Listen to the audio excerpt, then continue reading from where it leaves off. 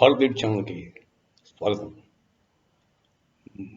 మనకి చెడపకురా చెడదవు అని సామెత వినేంటారు. లేదంటే మీరు అవతల వాడికి ఏ ద్రోహం చేద్దాం అనుకుంటారో, ఏ విధంగా ఇబ్బంది పెడదాం అనుకుంటారో మీ శత్రువుని, అలాగే మీకు జరగచ్చు. మీరే పడతారంటారు కదా, ఆ విధంగా ఇప్పుడు పాకిస్తాన్ జరుగుతుంది. మనం ఎప్పుడు భయపడేది ఏంటంటే, విపిన్ రావత్ గారు ఉన్నప్పటి నుంచి కూడా అనుకుంటూ ఉండేవారు మన డిఫెన్స్ ఎక్స్పర్ట్స్ అందరూ కూడా 2.5 వార్ వస్తుందేమో అని. 2.5 వార్ అంటే ఒకటి పాకిస్తాన్ తోటి, ఇంకోటి చైనా తోటి, 0.5 అంటే ఇంటర్నల్గా ఉన్న మన పాకిస్తాన్ ప్రేమికులు, అలాగే చైనా ప్రేమికులు అంటే వాళ్ళు లెఫ్టిస్ట్, వాళ్ళు కూడా 0.5లోకి వస్తారు. 2.5 వార్ ఇండియా ఫేస్ చేయాల్సి వస్తుందని చెప్పి చాలామంది ఎక్స్పర్ట్స్ చెప్పేవారు. తర్వాత మనం అది ఎప్పుడు ఆ భయం ఎప్పుడు ఉంది, ఆ థ్రెట్ ఉంది. కాకపోతే ఇప్పుడు విచిత్రంగా పాకిస్తాన్కి 2.5 వార్ కనపడుతుంది, చుక్కలు చూపిస్తుందండి. ఎలా అంటారా, విదిన్ పాకిస్తాన్ ఇంటర్నల్గా బలూచ్ లిబరేషన్ ఆర్మీ, తర్వాత టీటీపీ తెహ్రీకే తాలిబాన్ పాకిస్తాన్, వాళ్ళు నెలకి 300 సోల్జర్స్ని వేసేస్తున్నారు. నెలకి 300 సోల్జర్స్ అంటే మామూలు యుద్ధంలోనే చావరు అంతమంది. యుద్ధంలో చావడానికి కూడా అంత అవకాశం తక్కువ ఈ రోజుల్లో. అలాంటిది నెలకి 300 మంది కన్సిస్టెంట్గా over period of last 2-3 years నుంచి కొడేస్తారు. పాకిస్తాన్ సోల్జర్స్, పాకిస్తాన్ అంటే కొత్తగా రిక్రూట్మెంట్ పాకిస్తాన్ సోల్జర్స్ కింద చేరడానికి భయపడతారు కూడా. అది పరిస్థితి. ఇలా ఉండగా పాకిస్తాన్ కొరితో తలగొక్కోంది అన్నట్టుగా తాలిబాన్ వాళ్ళతో పెట్టినారు. అంటే ఆఫ్ఘనిస్తాన్ తాలిబాన్ రిజిమ్ కదా, వాళ్ళతో పెట్టినారు. ఎలాగంటే ఏరియల్ బాంబింగ్ చేశారు కాబూల్ మీద. ఏరియల్ బాంబింగ్ చేయగానే వాడు ఊరుకుంటారా? ఆఫ్ఘనిస్తాన్ వాళ్ళంతా ఫైటర్స్. వాడు పుట్టిన దగ్గర నుంచి వాడు పనేది. చావడం అంటే వాడికి కాపలేదు, చావంటే భయం లేదు. అలాంటిది వాళ్ళు అటాక్ ಮಾಡ್ತಾರೆ. సో వాళ్ళ వెస్టర్న్ బార్డర్, పాకిస్తాన్తో వెస్టర్న్ బార్డర్ అంటే ఆఫ్ఘనిస్తాన్తో షేర్ చేసిన డురాన్ లైన్ అంటారు కదా, ఆ డురాన్ లైన్ విపరీతంగా అటాక్ స్టార్ట్ అయింది. దాంతో 50 మంది దాకా పాకిస్తానీ సోల్జర్స్ని చంపేసామన్నారు వాళ్ళు. పైగా 27 పోస్టులు అలాంగ్ ద బార్డర్ పోస్టులు ఉంటాయి కదా, చెక్ పోస్టులు, పాకిస్తానీ ఆర్మీ పోస్టులు, వాటిని క్యాప్చర్ చేయడం లేదా డిస్ట్రాయ్ చేయడం చేశారు. ఇలా ఉండగా F-16 విమానం కూర్చున్నారు. F-16 విమానం ఎలా కూర్చేవాళ్ళు అంటే ఆశ్చర్యకరం. అంటే మామూలుగా F-16 విమానం అనేది దేనికి దొరకదు, హై ఎండ్ టెక్నాలజీ. రాడార్కి దొరకదు, స్టెల్త్ ఫైటింగ్ కెపాసిటీ చాలా ఉంటుంది దానికి. అలాంటి విమానాన్ని వీళ్ళ దగ్గర ఎయిర్ డిఫెన్స్ సిస్టమ్ లేదు. మన దగ్గర ఉన్న S-400 type air defence system లేదు ఆఫ్ఘనిస్తాన్ దగ్గర. వాళ్ళ ఎయిర్ ఫోర్సే లేదు. చిన్న మిగ్గులు కానీ అలాంటి చిన్న పరికరాల విమానాలు కూడా లేవు. ఆ పైన విమానం వెళ్ళి డాగ్ ఫైట్ చేసి F-16 కొట్టిందని అనడానికి లేదు. కాకపోతే కింద నుంచి అంతకుముందు మనం చిన్నప్పుడు చూసాం కదా, యాంటీ ఎయిర్క్రాఫ్ట్ గన్స్ అంటారు, హ్యాండ్ హెల్డ్. కొద్దిగా అడ్వాన్స్ టెక్నాలజీస్ అంటే అది హీట్ సెన్సర్స్తో పెట్టిన మిసైల్ పెట్టి అంటే షోల్డర్ హెల్డ్, మనుషులు మోస్తారు కదా, మనుషులు మోసి దానికి ఫైర్ చేస్తారు. అది కొంచెం హీట్ సెన్సింగ్ బట్టి వెళ్ళిపోతుంది. అంటే ఎయిర్ క్రాఫ్ట్ హాట్గా ఉంటుంది కదా, దాని దగ్గర ఎలా ట్రాక్ చేసుకుని వెళ్ళిపోతుంది.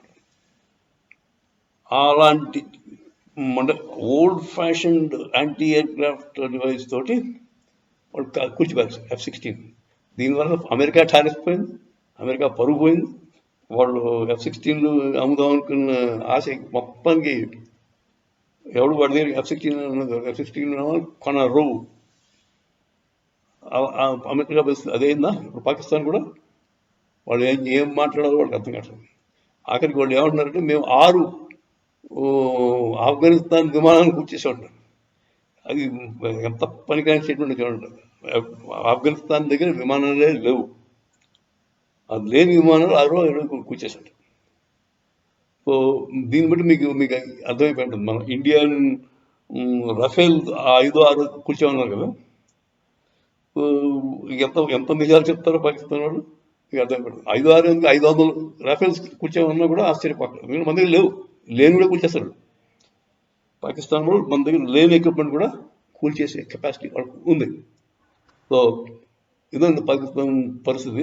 అటుపక్క ఆఫ్ఘనిస్తాన్, ఇటుపక్క ఇండియా ఆపరేషన్ సింధూర్ 2.0 స్టార్ట్ చేస్తున్నాము అనే భయం అది ఎప్పుడు ఉంది. పైగా 0.5 వాళ్ళది చాలా స్ట్రాంగ్గా ఉంది.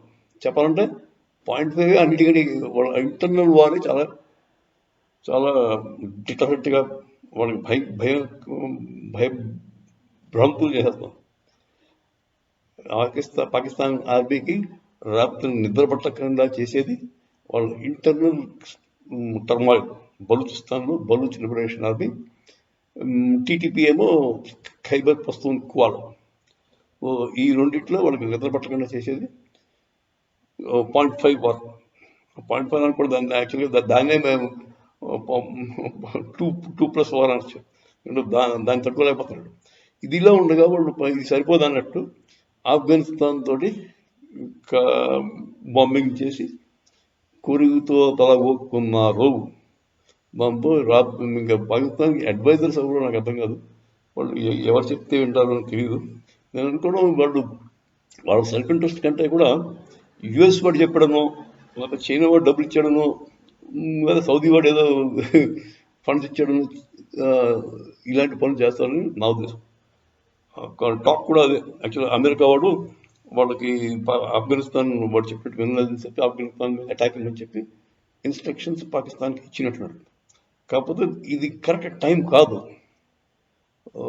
అదే ఇండిపెండెంట్గా మనం డెసిషన్ తీసుకోలేని కంట్రీగా ఉంటే మన పరిస్థితి కూడా అలాగే ఉండేది. Pakistan cannot take independent decisions. వాడు ఎవరు చెప్పినట్టే వినాల్సింది పాపం. సో ఇంకో విచిత్రం ఏంటంటే సౌదీ అరేబియాకి పాకిస్తాన్కి ఈ మధ్యకాలం ఒక డిఫెన్స్ డీల్ అగ్రిమెంట్ జరిగింది. ఆ అగ్రిమెంట్ ప్రకారం ఎవరైనా పాకిస్తాన్ అటాక్ ఇస్తే, సౌదీని అటాక్ ఇచ్చినా ఇద్దరు కలిపి యుద్ధం చేయాలి. ఇద్దరు కలిపి ఎవడైతే అటాక్ ఇచ్చాడో వాడి మీద యుద్ధం చేయాలి. మరి ఇప్పుడు ఆఫ్ఘనిస్తాన్ పాకిస్తాన్ అటాక్ ఇస్తోంది. ఇలాంటప్పుడు మరి సౌదీ హెల్ప్ చేయాలి కదా, చేయలేదు.